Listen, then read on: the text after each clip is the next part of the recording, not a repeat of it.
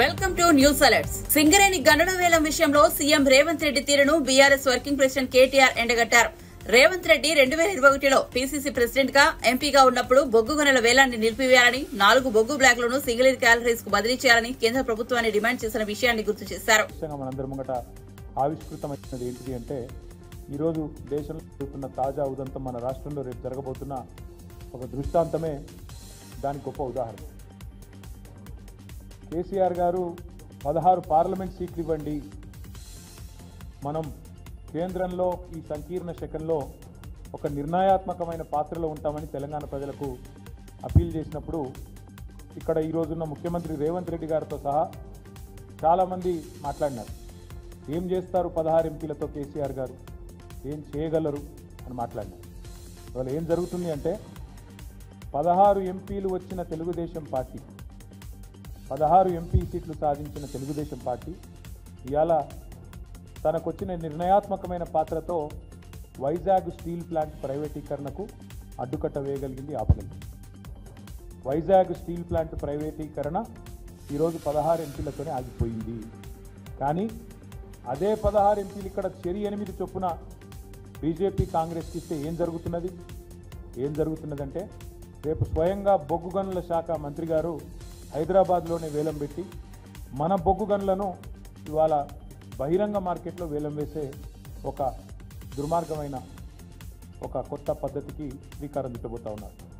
ఇది ఆనాడు ముఖ్యమంత్రిగా కేసీఆర్ గారు రాసిన లేఖ. 2021 డిసెంబర్ 8 కేసీఆర్ గారి లేఖ ఏమని, సింగరేణి అనేది ఒక ప్రభుత్వ రంగ సంస్థ. గతంలో బీహార్లో చెస్నా అనే ఒక ప్రాంతంలో మరి ఆనాడు ఒక ప్రమాదం బొగ్గుబాయిలో జరిగితే అక్కడ 100 మంది కార్మికులు చనిపోతే ఆనాటి అప్పటి ప్రభుత్వం, కేంద్ర ప్రభుత్వం ఒక నిర్ణయం తీసుకున్నది. ఏమని, మరి భవిష్యత్తులో బొగ్గు గనులన్నింటినీ కూడా పబ్లిక్ సెక్టార్ అండర్టేకింగ్స్కి అప్పచెప్పినట్టయితే రక్షణ చర్యలు కానీ ఇంకోటి కానీ తీసుకుంటారు జాగ్రత్త. కానీ ఒక విధానపరమైన నిర్ణయాన్ని ఆనాడు 1975-76 ప్రాంతంలో అప్పటి కేంద్ర ప్రభుత్వం తీసుకోవడం జరిగింది. దాన్ని ఉటంకిస్తూ కేసీఆర్ గారు ఉత్తరం రాసినారు. ఏమని రాసినారు, అయ్యా మీరు ప్రభుత్వ రంగ సంస్థ, 51% రాష్ట్ర ప్రభుత్వ వాటా ఉన్నది, 49% కేంద్ర ప్రభుత్వ వాటా ఉన్నది, దయచేసి మీరు కేటాయించండి అని చెప్పారు. చెప్తే వెంటనే ఆనాడు అప్పటి పీసీసీ అధ్యక్షుడు రేవంత్ రెడ్డి గారు కూడా కేసీఆర్ గారు డిసెంబర్ 8 నాడు ఈ డిమాండ్ పెడుతూ ఉత్తరం రాస్తే రేవంత్ రెడ్డి గారు డిసెంబర్ 11 నాడు 2021 డిసెంబర్ 11 నాడు రేవంత్ రెడ్డి గారు చేసిన ట్వీటు, ఆయన రాసిన లేఖ, ప్రధానమంత్రికి పీసీసీ అధ్యక్షుడి హోదాలో రేవంత్ రెడ్డి గారు ఏం డిమాండ్ చేసినారు, ఐ రోట్ టు ప్రైమ్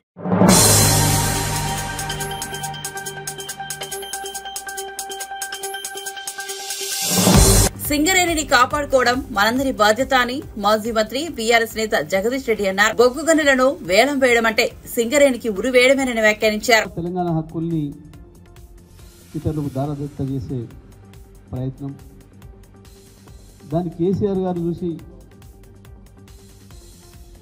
అడ్డుకట్ట వేసే ప్రయత్నం మొదలుపెట్టిన తర్వాతనే ఈ ప్రభుత్వం స్పందించడం వరుసగా జరుగుతున్నాయి. తెలంగాణ ప్రజల పట్ల, తెలంగాణ రాష్ట్ర ప్రయోజనాల పట్ల కాంగ్రెస్ పార్టీకి కానీ బీజేపీకి కానీ ఇంకెవరికి కూడా సోయి లేదనే విషయం అనేక సందర్భాల్లో నిరూపితమవుతుంది. కేఆర్ఎంబీ విషయంలో రాష్ట్ర ప్రభుత్వం సోయి లేకుండా వ్యవహరించింది. చిన్న అధికారులపై ఉన్న హక్కుల్ని కేంద్రానికి కట్టబెట్టి వస్తే ముఖ్యమంత్రికి కానీ సంబంధిత శాఖ మంత్రికి కానీ ఇతర మంత్రులు కానీ సోయి లేదు. కేసీఆర్ గారు విషయాన్ని బయటికి చెప్తే, ప్రశ్నిస్తే ఎదురుదాడి చేసి తప్పించుకునే ప్రయత్నం చేసిండ్రు ఈ దొంగ కాంగ్రెస్ ప్రభుత్వం. కనీసం ఏం జరిగింది అని విచారణ చేసుకొని లోపల మాట్లాడుకోకుండా కేసీఆర్ పైన ఎదురుదాడి చేసి తప్పించుకుందాం అన్న ప్రయత్నం చేసింది. కానీ బీఆర్ఎస్ పార్టీ ప్రజల తరఫున పోరాటం చేసి శాసనసభలో కావచ్చు, బయట కావచ్చు, జరిగిన వాస్తవాలన్నింటినీ చెప్పి చివరి క్షణం వరకు కూడా తెలంగాణ ప్రభుత్వం కేంద్రానికి లొంగలేదు, ఎట్టి పరిస్థితుల్లో కూడా తెలంగాణ ప్రాజెక్టులను కేంద్రానికి అప్పగించే ప్రశ్న లేదు, కేఆర్ఎంబీకి అప్పగించే ప్రశ్న లేదు అని చెప్పి కరాఖండిగా నిలబడ్డది. చివరి సమావేశంలో కూడా మేము వ్యతిరేకించినాం. ఆ విషయాన్నే కేఆర్ఎంబీ రికార్డ్ చేసింది. ఆంధ్రప్రదేశ్ ఒప్పుకున్నప్పటికీ తెలంగాణ రాష్ట్ర ప్రభుత్వం వ్యతిరేకిస్తుంది కాబట్టి మనం ఇంకా ప్రాజెక్టులు తీసుకోలేకపోయినామనే విషయాన్ని మినిస్టర్లో రాసింది. బయటపెట్టిన తర్వాత ప్రజల్ని కదిలించి నల్లగొండలో 1,00,000 మందిని సమీకరించి రైతుల్ని యుద్ధం ప్రకటించిన తర్వాత దప్పుడు నీళ్లు నమిలి తెలంగాణ అసెంబ్లీలో తీర్మానం పెట్టి మేము కేఆర్ఎంబీకి ఇయ్యం, మాకేం ఉండాలి అని చెప్పి తీర్మానం చేయించి చేదెట్టుకున్నాం. మరొక వైపు గోదావరిని తీసుకుపోయి కావేరిలో కుట్ర జరుగుతుంది, కావేరిలో కలిపి కుట్ర చేస్తుంటే కేంద్ర ప్రభుత్వం నోరు మరపలేదు. చోటేబాయ్ మళ్ళీ దానికి కూడా కేసీఆర్ యుద్ధం ప్రకటించాల్సి వచ్చింది. ఇవాళ మళ్ళీ సింగరేణి విషయంలో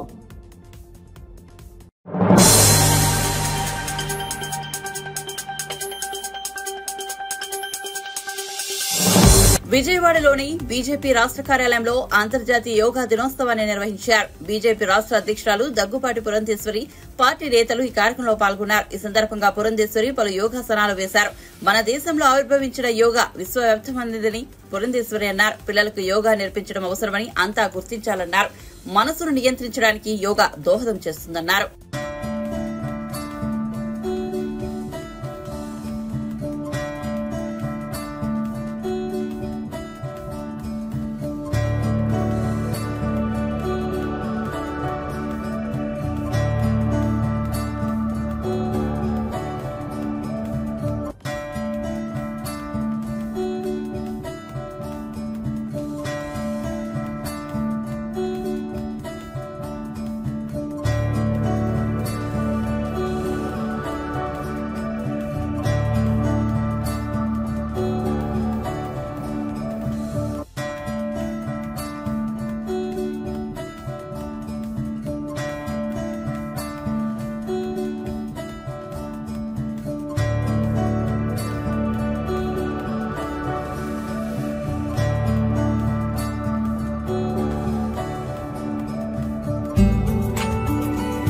యోగా దినోత్సవం పురస్కరించుకుని అందరికీ కూడా నా అభినందనలు, శుభాకాంక్షలు తెలియజేస్తున్నాను.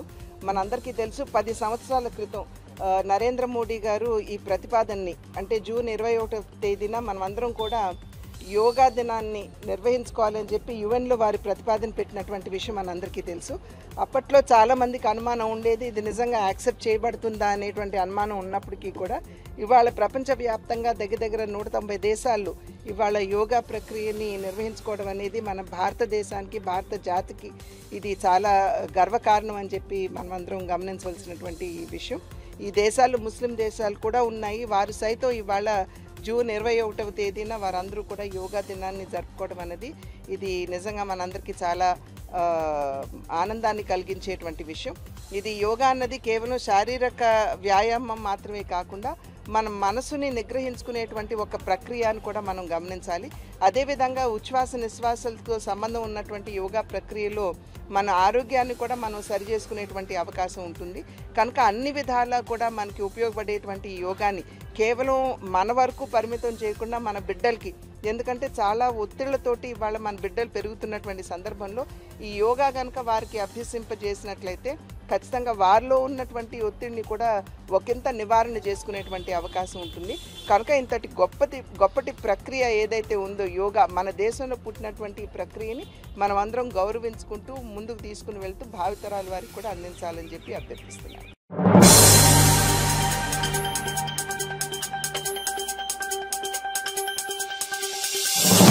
మంత్రిగా పవన్ కళ్యాణ్ పంచాయతీరాజ్, గ్రామీణాభివృద్ధి, అటవీ, పర్యావరణ శాఖల్లో చేయవలసిన పని చాలా ఉందని ఆయన సోదరుడు జనసేన నేత నాగబాబు అన్నారు. అధికారాన్ని ప్రజలకు సేవ చేసేందుకే పవన్ వినియోగిస్తారని చెప్పారు. పవన్ మాటల్లో మాత్రమే పవర్ స్టార్ అని, రాజకీయాల్లో ఆయన నిజమైన హీరో అని నాగబాబు పేర్కొన్నారు.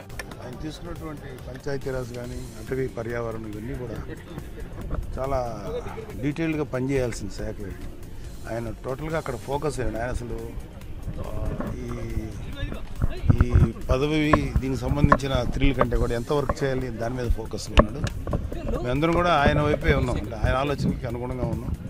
ఆయన చేయాల్సిన బాధ్యతలు చాలా ఉన్నాయి, దాని మీద ఆయన ఫుల్ ఫోకస్ పెట్టాడు. అవి బాగా చేయాలి అది కోరుకున్నాం తప్ప ఈ పదవి తాలూకు పవర్ని ఎంజాయ్ చేసేటువంటి ఆలోచన అనేది లేదు. నిజంగా అది ఆ థాట్ కూడా లేదు. సో పర్టికులర్గా రాష్ట్రానికి ముఖ్యంగా పంచాయతీరాజ్ శాఖ మంత్రిగా కావచ్చు, ఉప ముఖ్యమంత్రిగా కావచ్చు, మీ నుంచి మీ తమ్ముడికి అంటే ముఖ్యంగా నాయకుడి కంటే కూడా ఇంట్లో మీరు ముఖ్యంగా తమ్ముడుగా ఉన్న నేపథ్యంలో ఎలాంటి సలహాలు మీరు ఇచ్చారు? సార్ ఏదైనా సరే ప్రజలకి ఉపయోగపడేది, ప్రజల సంక్షేమం కోసం ఉపయోగపడేది ఏది చేసినా సరే మా యాజ్ ఒక బ్రదర్గా అయితే అతనికి అన్నగా అయితే మేము అదే కోరుకుంటున్నాం ఆయన దగ్గర నుంచి. ఎందుకంటే కొత్తగా ఈ పదవి వల్ల మాకు వ్యక్తిగతంగా వచ్చే అడ్వాంటేజ్కి ఏం లేదు, కానీ ఈ పదవి ద్వారా ఒక పవర్ వచ్చింది కాబట్టి ఈ పవర్ని ప్రజా సంక్షేమం కోసం, ప్రజల యొక్క వెల్ బీయింగ్ కోసం ఉపయోగించాలని మేము కోరుకుంటున్నాం. పవర్ వచ్చింది ఇప్పుడు ఆయన సినిమా వరకే పవర్ స్టార్ అండి, but when it comes to politics is a real hero. So cinema సంబంధం లేదు, is entirely different, is a great leader.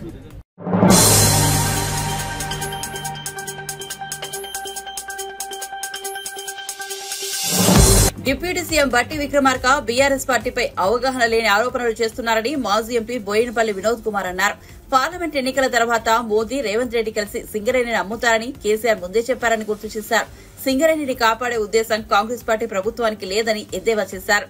Telangana భవన్లో వినోద్ మీడియాతో మాట్లాడుతూ mines and minerals regulation amendment బిల్లులకు మద్దతు ఇచ్చిందని అసత్య ప్రచారం చేస్తున్నారు. ఈ బిల్లును కాంగ్రెస్ పార్టీ 2013లో పార్లమెంట్లో ప్రవేశపెట్టింది. బీజేపీ అధికారంలోకి వచ్చాక 6 నెలల్లో ఆర్డినెన్స్ రూపంలో చట్టం చేసింది. కాంగ్రెస్ పార్టీకి పరిపాలన అంటే జోగ్గా మారిందని తెలిపారు.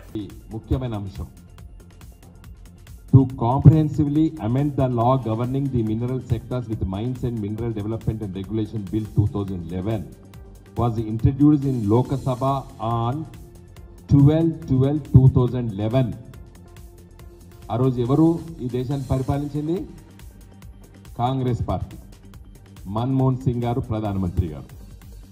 Extensive consultations preceded the finalization of the draft of the bill. It was thereafter intensively scrutinized by the Standing Committee on Coal and Steel, who gave their report on May 2013. The bill could not be passed before the dissolution of the 15th Lok Sabha and consequently lapsed. ఈ బిల్లును introduce చేసింది ఎవరు? పార్లమెంట్లో Congress party. Congress party standing కమిటీకి refer చేసింది, bill introduce చేశారు. 15 లోక్సభ కాల పరిమితి అయిపోయింది, ఎన్నికలు జరిగినాయి. ఎన్నికలు జరిగిన తర్వాత ఏమైంది? కాంగ్రెస్ పార్టీ ఓడిపోయింది, బీజేపీ పార్టీ అధికారంలోకి వచ్చింది. బీజేపీ పార్టీ అధికారంలోకి వచ్చిన తర్వాత ఇక paragraph 5, in view of the urgent need to address these problems the Mines and Minerals Development and Regulation Amendment Ordinance 2015 was promulgated on 12th January 2015. The present bill is to replace this ordinance. This bill is designed to put in place a mechanism for BJP ప్రభుత్వం వచ్చిన 6 మాసాల లోపెట్టే ఈ బిల్లును ordinance రూపంలో తీసుకొచ్చి చట్టం చేసేసారు. పార్లమెంట్లో తీసుకురాలేదు. ఆర్డినెన్స్ రూపంలో బీజేపీ ప్రభుత్వము చట్టం చేసింది. తర్వాత బిల్ ఇంట్రడ్యూస్ చేసారు, వాయిస్ ఓట్తోనే ఇది పాస్ అయిపోయింది. ఈ పాపం ఎవరిది? కాంగ్రెస్ పార్టీ ఆలోచన చేసింది. కాంగ్రెస్ పార్టీ పార్లమెంట్లో బిల్లు ప్రవేశపెట్టింది. మన్మోహన్ సింగ్ గారి ప్రభుత్వము, మోడీ గారి ప్రభుత్వం వచ్చి ఆర్డినెన్స్ రూపంలో దీన్ని చట్టం చేసింది. మొన్న కేసీఆర్ గారు పార్లమెంట్ ఎన్నికల సందర్భంలో చెప్పిండు, ఈ ఎన్నికల తర్వాత మోడీ రేవంత్ రెడ్డి ఇద్దరు కలిసి సింగరేణిని అమ్ముతారు అని చెప్పిండు. ఒక గదే జరిగింది. ఇవాళ ఏం చెప్తారో నేను విక్రమార్క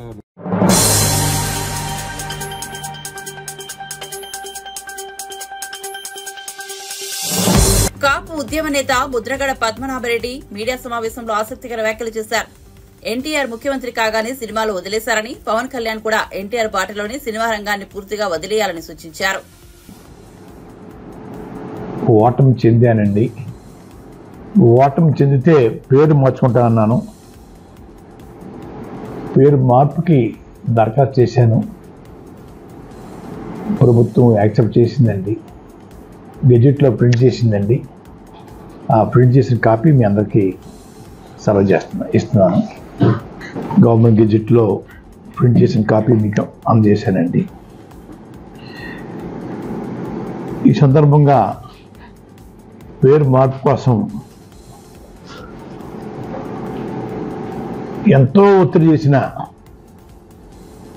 కాపు బలిజ యువతకి, వాళ్ళందరూ నాకన్నా చిన్నవాళ్ళైనా వాళ్ళందరికీ ధన్యవాదాలు చెప్పుకుంటున్నానండి. నాకు స్వేచ్ఛ కలగజేసినందుకు చాలా ఆనందంగా ఉంది. గతంలో జగన్ గారి పాలనలో నేను ఉద్యమం చేయటం లేదు అని పవన్ కళ్యాణ్ గారు తరచూ మాట్లాడుతూ ఉండేవారండి. నా ఇమేజ్ పెంచుకోవడం కోసం ఉద్యమం చేపట్టాడు తప్ప నేనే లాభం పొందాను అనే మాటలు ఎక్కువగా వచ్చేవండి.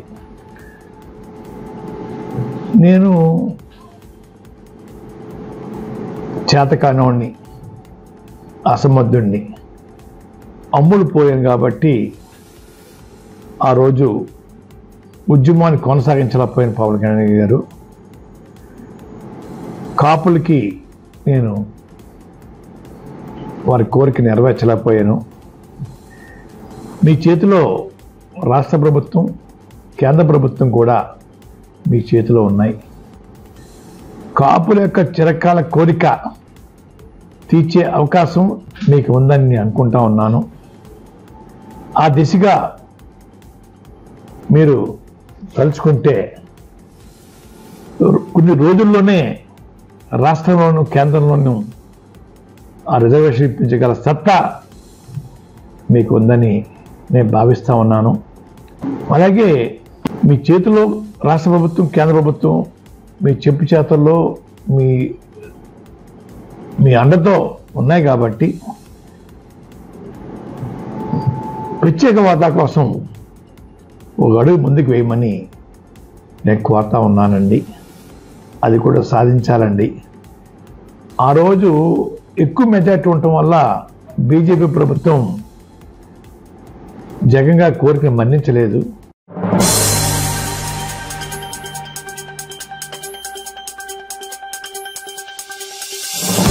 దేశంలో హోంమంత్రి, విద్యాశాఖ మంత్రి లేని రాష్ట్రం ఏదైనా ఉందా అంటే అది తెలంగాణ మాత్రమేనని బీఆర్ఎస్ నేత ఆర్ఎస్ ప్రవీణ్ కుమార్ తెలిపారు. ముఖ్యమంత్రి రేవంత్ రెడ్డి హోంశాఖ, విద్యాశాఖ, ఎస్సీ సంక్షేమ శాఖ, రకరకాల శాఖలు తన గుప్పెట్లో పెట్టుకుని రాష్ట్రాన్ని పూర్తిగా అభద్రతా భావంలోకి నెడుతున్నారని ప్రవీణ్ కుమార్ పేర్కొన్నారు. చింతిస్తున్నాం. నిజానికి దేశంలో హోంమంత్రి లేని రాష్ట్రం ఏదైనా ఉందంటే, విద్యాశాఖ మంత్రి లేని రాష్ట్రం ఏదైనా ఉందంటే అది తెలంగాణనే అని ఇలా క్లియర్గా అర్థమవుతున్నది. ముఖ్యమంత్రి చేతిలోనే హోంశాఖ, ముఖ్యమంత్రి చేతుల్లోనే విద్యాశాఖ, ముఖ్యమంత్రి చేతుల్లోనే ఎస్సీ సంక్షేమ శాఖ, రకరకాల శాఖలు ముఖ్యమంత్రి తన గుప్పిట్లో పెట్టుకొని రాష్ట్రం పూర్తిగా అభద్రతాభావంతో బతికే విధంగా ఈరోజు తయారు చేయడం చూస్తున్నాం. మన కళ్ళతోనే చూస్తున్నాం. ఇవాళ తెలంగాణ రాష్ట్రం వల్లకాడుగా మారే ప్రమాదం ఇవాళ మన కళ్ళ ముందర స్పష్టంగా కనిపిస్తున్నది. దానికి మరి ఇంతకుముందు మా గౌరవ ఎక్స్ఎమ్మెల్యే కొల్లాపూర్ గారు, హర్షవర్ధన్ రెడ్డి గారు మాట్లాడినట్టుగా మీకు క్లియర్గా అర్థమైంటుంది ఇప్పటికే. మిత్రులారా, కొన్ని సంఘటనలు అయితే మీ దృష్టికి తప్పకుండా తీసుకురావాలి. ఈ కొల్లాపూర్లో ముల్చింతలపల్లి గ్రామంలో ఏదైతే ఒక గిరిజన మహిళ మీద వారం రోజులుగా ఆమెను కిడ్నాప్ చేసి దుండగులు అత్యాచారం చేస్తుంటే కనీసం పోలీసులకు ఆ విషయం మీద వారం రోజులుగా ఏమాత్రం సమాచారం లేకపోవడం అనేది ఈ రాష్ట్రంలో భద్రతా వ్యవస్థ, ఇంటెలిజెన్స్ వ్యవస్థ, సమాచార సేకరణ వ్యవస్థ, గ్రామ స్థాయిలో పోలీసింగ్ ఎంత ఘోరంగా ఉన్నదనేది మనకు క్లియర్గా అర్థమవుతున్నది. చీమ చిట్టుక్కోమంటేనే వచ్చే మరి పోలీసులు మరి ఇలా ఎందుకు వారం రోజులుగా కొల్లాపూర్ ప్రాంతంలో ఒక గ్రామంలో మూల్చింతలపల్లి అంటే ఏదో మారుమూల అటవీ ప్రాంతంలో ఉన్న ప్రాంతం కాదు, అది కొల్లాపూర్ మండలంలో ఉన్న ఒక గ్రామము. ఆ గ్రామంలో ఇలా ఒక గిరిజన మహిళ ఎంతో ఘోరంగా పాశవికంగా ఆటవికంగా ఆమెను వారం రోజులుగా అత్యాచారం చేస్తుంటే పోలీసు వ్యవస్థ కనీసం కనుక్కోలేకపోయింది. అదేవిధంగా నిన్న పోలీస్ స్టేషన్లోనే ఒక మహిళ గత సంవత్సరం ఆమె మీద కేసు బుక్ చేస్తే నిన్న ఆమెను విచారణకు పిలిపిస్తే ఆమె పోలీస్ స్టేషన్లోనే ఆత్మహత్య చేసుకొని చనిపోతే ఆమె ఏ పరిస్థితుల్లో ఆత్మహత్య చేసుకొని చనిపోయిందని చూడడం కోసం కనీసం ఆధారాలు లేకుండా పోలీసులు మరి పోలీస్ స్టేషన్లో సీసీటీవీ కెమెరాలు కూడా పనిచేయని పరిస్థితి ఇలా కొల్లాపూర్కే చెల్లింది మిత్రులారా. ఇది ఇంత ఘోరంగా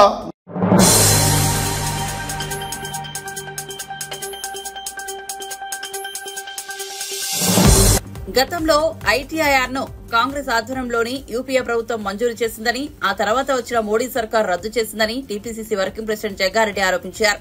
రద్దు చేసిన ఐటీఐఆర్ ని తెప్పించాల్సిన బాధ్యత కేంద్ర మంత్రులు కిషన్ రెడ్డి, బండి సంజయ్లదేనని స్పష్టం చేశారు. గాంధీ భవన్ లో శుక్రవారం ఆయన విలేకరులతో మాట్లాడుతూ ఐటీఐఆర్ కోసం ఆనాడు యూపీఏ ప్రభుత్వం అన్ని పర్మిషన్లు ఇచ్చిందని తెలిపారు. ఎన్డీఏ ప్రభుత్వం వచ్చాక రద్దు చేసిందని ఆవేదన వ్యక్తం చేశారు. ఐటీఐఆర్ ఏర్పాటు కోసం అన్ని రకాలుగా అనుమతులు ఇచ్చింది ఆనాటి యూపీఏ కాంగ్రెస్ గవర్నమెంట్. ఎన్డీఏ ప్రభుత్వం అంటే బీజేపీ ప్రభుత్వం వచ్చిన తర్వాత ఐటీఐఆర్ని రద్దు చేయడం జరిగింది. ఈ ఐటీఐఆర్ ప్రధానమంత్రి మోడీగా అయిన తర్వాత రద్దు చేసిన తర్వాత ఆనాటి నుంచి ఆ ప్రభుత్వంలో కేంద్ర మంత్రులు మన తెలంగాణ ప్రాంతం నుంచి కూడా ప్రాతినిధ్యం వహిస్తున్నారు బీజేపీ సెంట్రల్ మినిస్టర్స్గా. కానీ ఏ రోజు కూడా ఆ రోజు ఈ తెలంగాణ యువతకు ఉద్యోగ అవకాశాలు కల్పించే యొక్క ఈ ఐటీఐఆర్ యొక్క సంబంధించిన ఎంప్లాయ్మెంట్ యొక్క సంబంధించిందని ఎక్కడ కూడా ఆ రోజులలో ఎప్పుడు కూడా సెంట్రల్ మినిస్టర్స్ బీజేపీకి సంబంధించిన వాళ్ళు తెలంగాణ ప్రాంతం కానివ్వండి లేదా అప్పుడున్న బీజేపీ ప్రెసిడెంట్లు ఎవరు కిషన్ రెడ్డి గారు అండ్ బండి సంజయ్ గారు ఎక్కడ కూడా తెలంగాణ యువకులకు పెద్ద ఎత్తున ఉద్యోగాల అవకాశాలు కల్పించే ఐటీఐని తీసుకురావాలి, ఆ రద్దు చేసినటువంటి మోడీ ప్రభుత్వాన్ని మళ్ళీ అసలు రద్దు చేయకుండా ఆపే ప్రయత్నం ఆ రోజు వాళ్ళు చేయలేదు. బాధాకరమైన విశేషం ఏంటంటే అసలు ఈ ఐటీఐఆర్ యూపీఏ గవర్నమెంట్ వసతులు పర్మిషన్లు ఇచ్చిన తర్వాత అన్ని పర్మిషన్లు ఇచ్చిన తర్వాత ఎన్డీఏ బీజేపీ ప్రభుత్వం రద్దు చేస్తే అసలు చర్చ లేకపోవడం అది విచిత్రమైన సంఘటన మన తెలంగాణ ప్రాంతంలో ఈ రకంగా కనబడుతున్నది. అంటే ఏదన్నా రెచ్చగొట్టే ప్రసంగాలకు ఆకర్షితులవుతున్నారే తప్పితే బీజేపీ సెంట్రల్ మినిస్టర్లు కానీ బీజేపీ పార్టీ ప్రెసిడెంట్ తెలంగాణ ప్రాంతానికి సంబంధించిన నాయకులు రెచ్చగొట్టే ప్రసంగాలు చేస్తే యువత దానికి ఆకర్షితులవుతున్నారే తప్పితే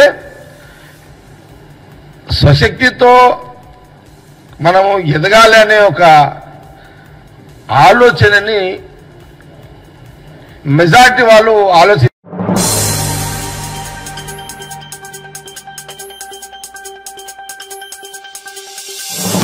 అటల్ సేతు 17,840 కోట్లతో కేంద్ర ప్రభుత్వం ప్రతిష్టాత్మకంగా నిర్మించిన బ్రిడ్జి 5 నెలల కిందట ప్రధాని మోదీ ప్రారంభించారు. దేశంలో నదిపై కట్టిన అతిపెద్ద బ్రిడ్జిగా ఇది రికార్డుకెక్కింది.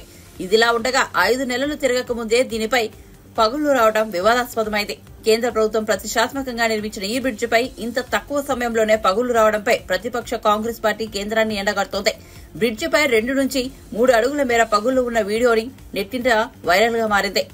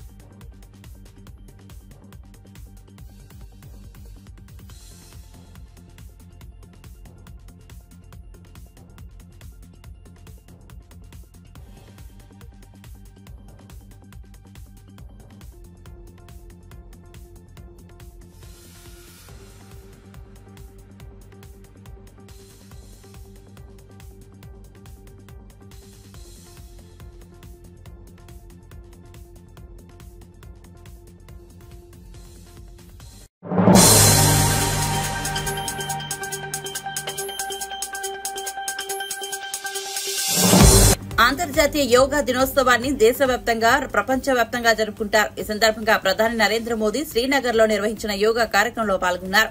దాల్ సరస్సు ఒడ్డున మోదీ 7,000 మందితో యోగా చేయవలసి ఉండగా వర్షం కారణంగా కార్యక్రమానికి అంతరాయం కలిగింది. కార్యక్రమాన్ని ఇండోర్ స్టేడియంకు మార్చారు. ఈ సందర్భంగా మాట్లాడిన ప్రధాని మోదీ 10వ అంతర్జాతీయ యోగా దినోత్సవాన్ని పురస్కరించుకుని ప్రతి ఒక్కరూ యోగాను తమ దైనందిన జీవితంలో భాగం చేసుకోవాలని కోరారు.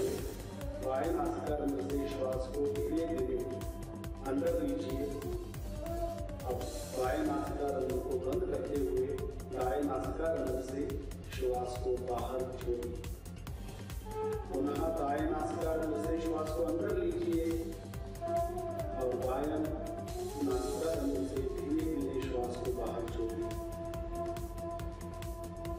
एक और बार इसका अभ्यास करेंगे, पूरा ध्यान श्वास प्रश्वास पर रहे। बाएं नासिकाग्र से श्वास अंदर और दाएं नासिकाग्र से श्वास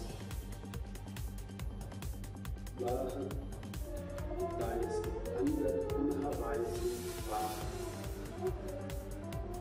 ध्यान रहे श्वास धीमा, गहरा और लयबद्ध हो। अनुलोम विलोम प्राणायाम शरीर में रोग प्रतिरोधक शक्ति को बढ़ाता है, एकाग्रता को बढ़ाता है। तनाव, चिंता, अवसाद, अनिद्रा जैसे विकारों को नियंत्रित करता है और धीरे धीरे बाएं नासिकाग्र से श्वास को बाहर छोड़ते हुए वापस पुनः सामान्य स्थिति में आ जाएंगे। अगला अभ्यास शीतली प्राणायाम का अभ्यास करेंगे। जीभ को बाहर निकालिए और जीभ को दोनों तरफ से मोड़ते हुए पक्षी की चोंच के आकार बनाइए और जीभ से गहरा श्वास लीजिए और नाक से धीरे धीरे श्वास बाहर छोड़िए।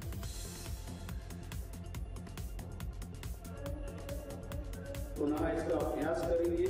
धीरे धीरे जीभ से श्वास अंदर और नाक से श्वास बाहर। शीतली प्राणायाम शरीर में एकाग्रता को बढ़ाता है, उच्च रक्तचाप को नियंत्रित करता है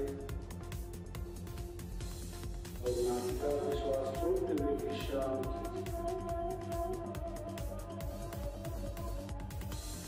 अगला अभ्यास भ्रामरी प्राणायाम। षण्मुखी मुद्रा धारण कीजिए, दोनों अंगूठे से कान बंद कीजिए, उंगलियों को चेहरे पर स्थापित करें, नाक से श्वास अंदर लीजिए और धीरे